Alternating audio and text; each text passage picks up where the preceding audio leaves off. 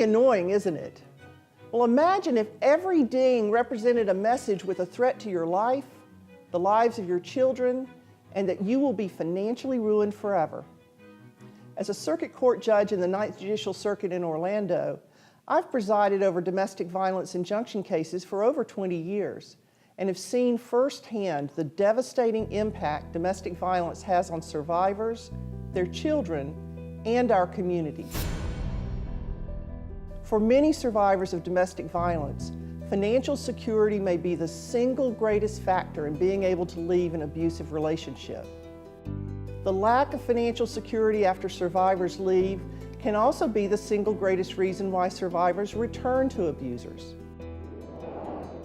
According to the National Network to End Domestic Violence, along with fear, domestic violence survivors cite income and financial security as the strongest deterrents to leaving an abusive relationship.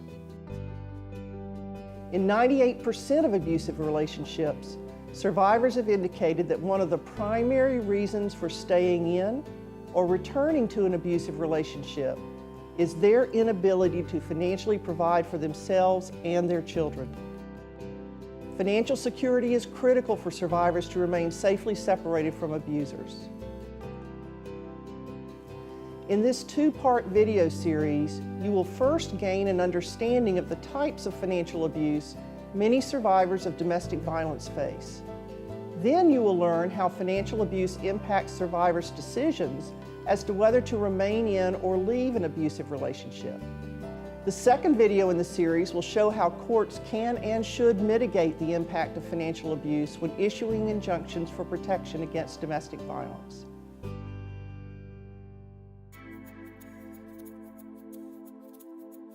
Generally, perpetrators use three types of financial abuse to exercise power and control over the survivor. Economic control is restricting survivors from using resources and is present in 92% of all cases. Economic sabotage is where the abuser prevents the survivor from obtaining resources and is found in 88% of all cases. Economic exploitation is exploiting the survivor's own resources and occurs in 79% of all cases. According to the National Endowment for Financial Education, between 21% and 60% of domestic violence victims lose their jobs because they've been abused.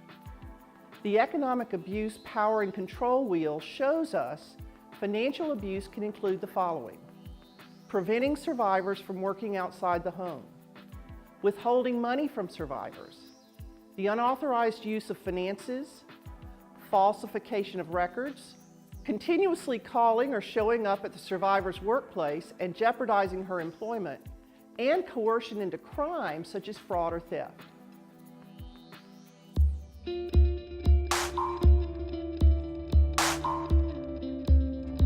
Economic abuse has a long-term adverse effect on the economic stability of survivors of domestic violence and their children.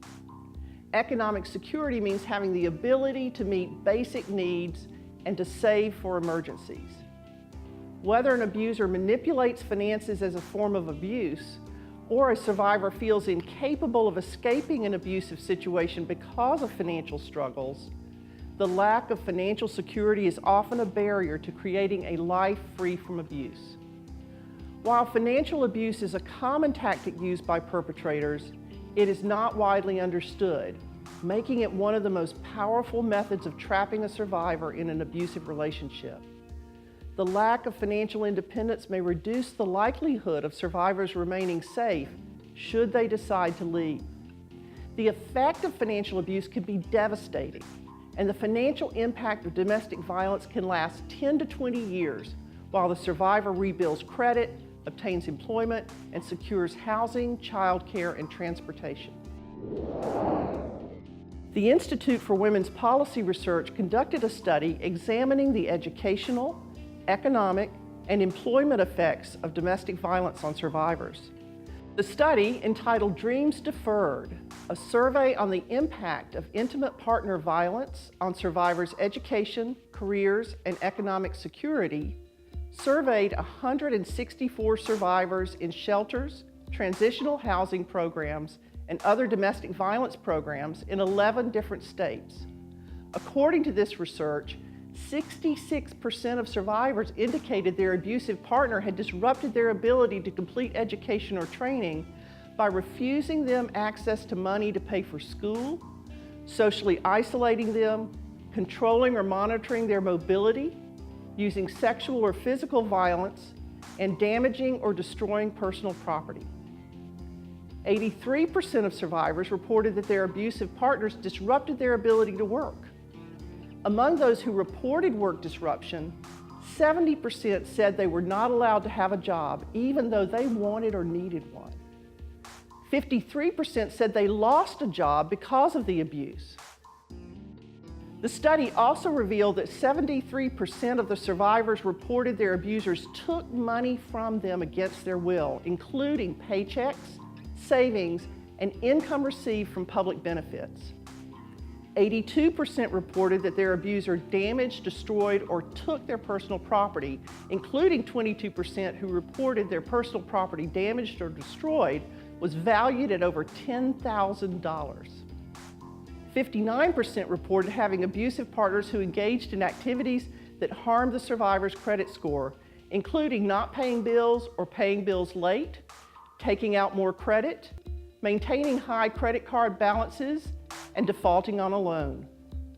The study reports that 40% of survivors who had an abusive partner who tried to get them pregnant against their will or forced them to stop taking birth control. 84% of those survivors reported that unplanned pregnancies resulted from these abusive tactics. And finally, 23% of survivors reported being encouraged, pressured, or forced into illegal activity by their abusers.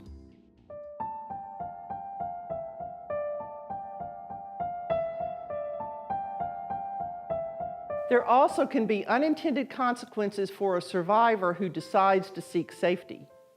The American Civil Liberties Union, in conjunction with CUNY School of Law and the University of Miami School of Law, conducted a study regarding sexual assault, domestic violence, and policing. They asked over 900 advocates, service providers, attorneys, and people working in membership-based organizations nationwide to share anecdotes and recommendations regarding issues from the field. Respondents to this survey agreed that for a survivor seeking safety, the risk of losing housing, employment, or welfare benefits is a real threat. 70% of respondents said that contact with the police often or sometimes results in the loss of housing, employment, or welfare benefits of either the survivor or perpetrator.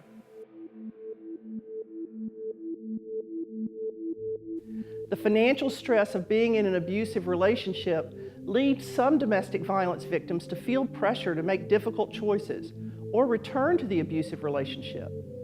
Survivors may experience long-term economic stresses such as debt from health care, damaged property, moving and security costs, damaged credit, dependence on the perpetrator to meet the children's basic needs, dependence on the perpetrator to meet the basic needs of the survivor, job loss and lost wages, unfinished education or training, eviction and damaged tenant history, and loss of personal property. Economic barriers impact the ability of survivors to seek assistance from the court. Some barriers the court should consider are: can the survivor take time off work to participate in the legal process?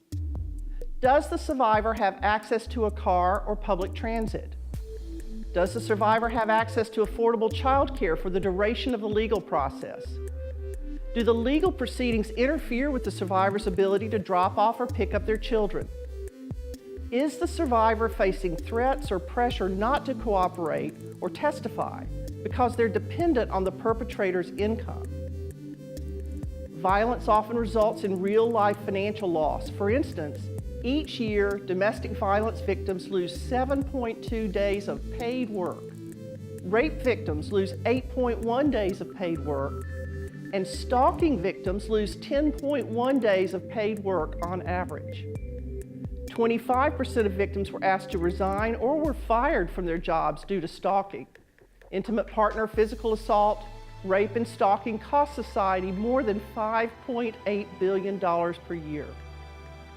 Stalking survivors may be forced to move, change, or leave jobs, purchase expensive security systems like surveillance cameras, change locks, cancel credit cards, break a phone contract, and fix a stolen identity or bad credit scores. Let's learn about Emily.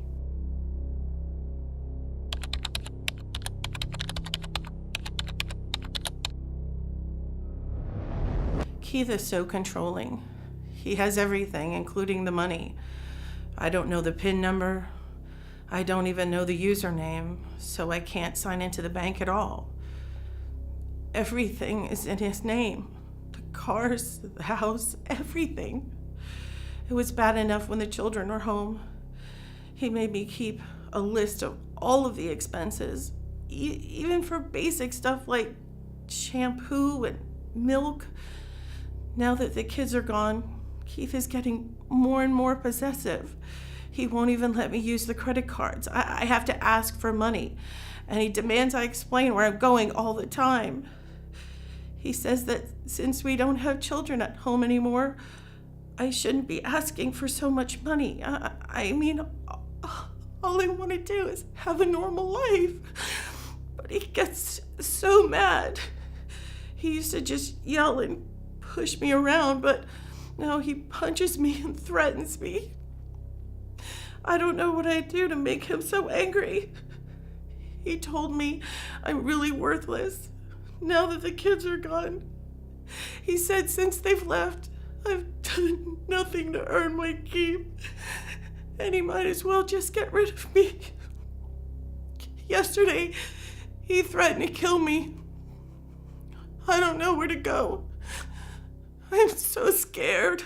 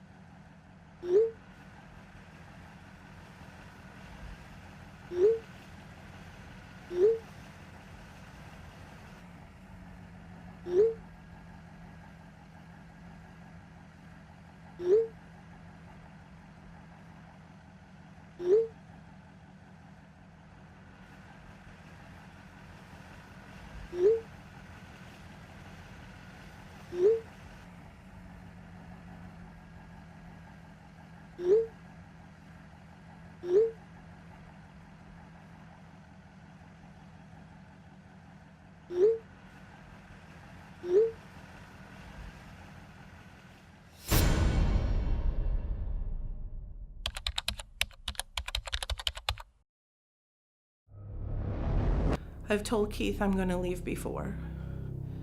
It only made it worse. He just laughed at me and said no judge would ever believe me because I'm just a worthless housewife. Keith said I have no hope of making it without him. He said, good luck making it on your own. He calls me stupid and unemployable. He said he would not be publicly disgraced if I ever left him. He'd come find me, give me something really to cry about. I just don't know what to do.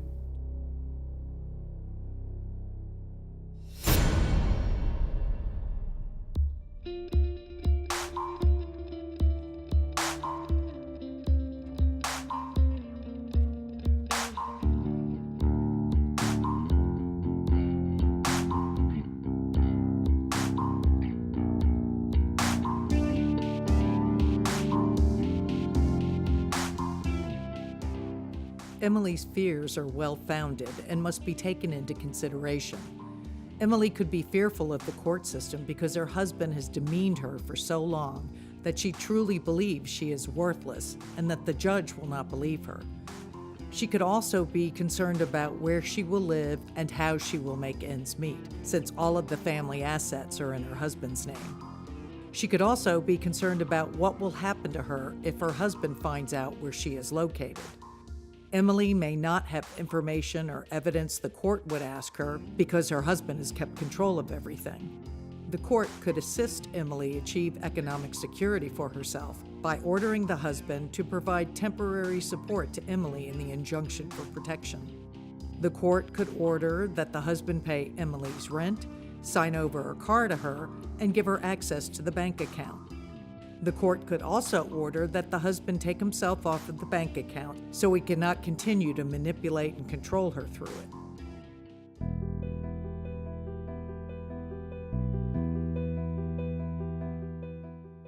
Even after the survivor initiates legal proceedings, the abuser can attempt to use the court system to further the abuse. Litigation abuse can include manipulating the legal system in an attempt to interfere with the survivor's capacity to obtain court and community-based remedies, filing meritless motions, threatening to seek attorney's fees, making invasive discovery requests, making threats to the survivor to drop the petition for injunction or face retaliation, requesting continuances as a delay tactic so that the survivor has to take more time off from work to return to court multiple times, and refusing to follow court orders related to a temporary injunction or visitation with children. All of us need to recognize the economic power and control abusers wield and the significant financial barriers survivors of domestic violence may face if and when they leave the abuser.